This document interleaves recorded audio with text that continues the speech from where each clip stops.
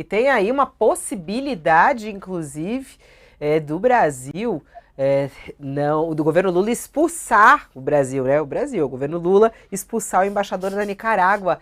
Ele traz aqui essa informação pra gente. Olá, Jamil. Boa tarde, seja bem-vindo ao nosso All News.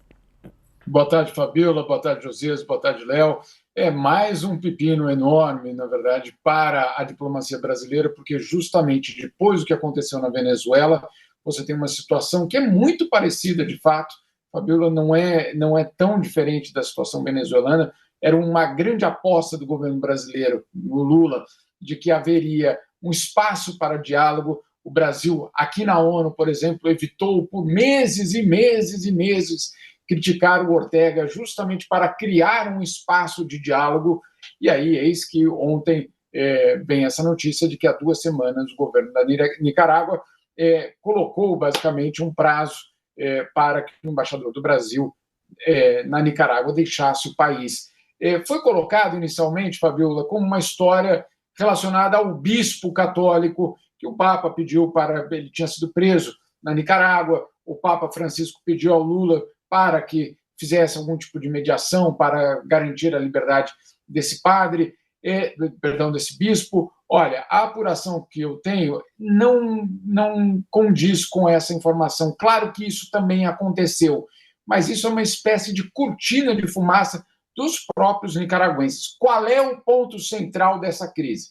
O ponto central dessa crise é o seguinte: existe, ou pelo menos existia, agora não, ninguém mais sabe, mas existia um plano confidencial para criar uma espécie de negociação na Nicarágua para garantir que o país pudesse passar eventualmente para um regime talvez um pouco mais democrático.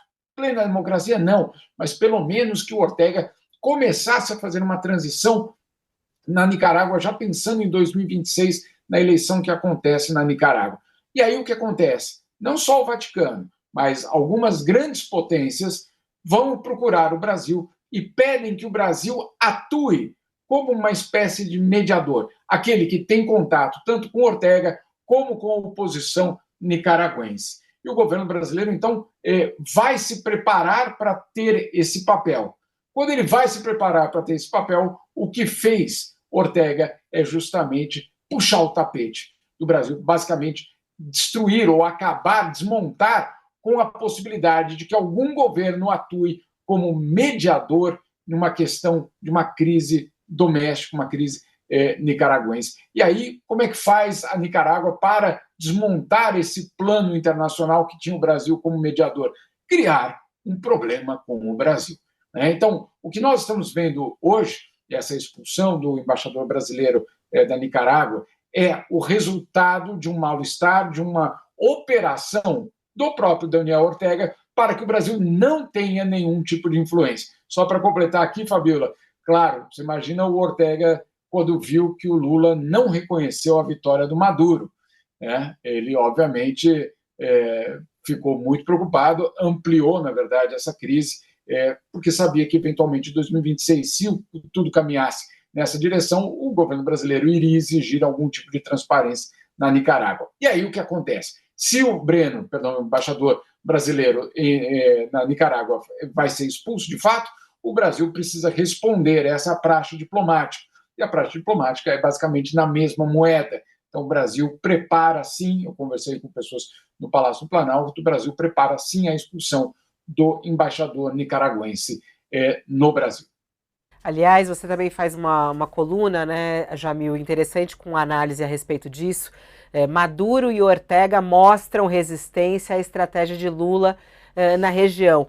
Porque é um pacote, né, como você está contando aqui, e até nessa sua coluna você fala sobre o silêncio a respeito dos crimes de Ortega. Ele que esteve no Brasil no ano passado, né, Jamil? Exato, Fabíola. E, de fato, quando o presidente Lula chega ao poder, ele modifica, obviamente, a política externa brasileira numa grande aposta. Qual era a aposta? Abrir o diálogo tanto com a Nicarágua como com a Venezuela.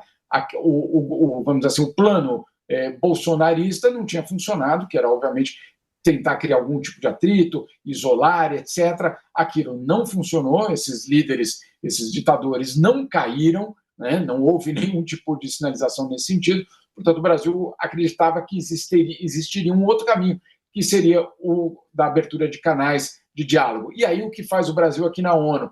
Poupa esses líderes, evita críticas explícitas e públicas, evita, inclusive, assinar, eu coloco isso na matéria, aderir a declarações conjuntas de outros países que criticavam tanto o Ortega como o Nicolás Maduro, justamente para criar um espaço para dizer a esses governos, olha o seguinte, nós queremos diálogo, mas nós não vamos fazer isso de uma forma pública, nós não vamos à ONU ficar apontando dedos para vocês, mas, ao mesmo tempo, queremos criar esse canal. Essa é a aposta.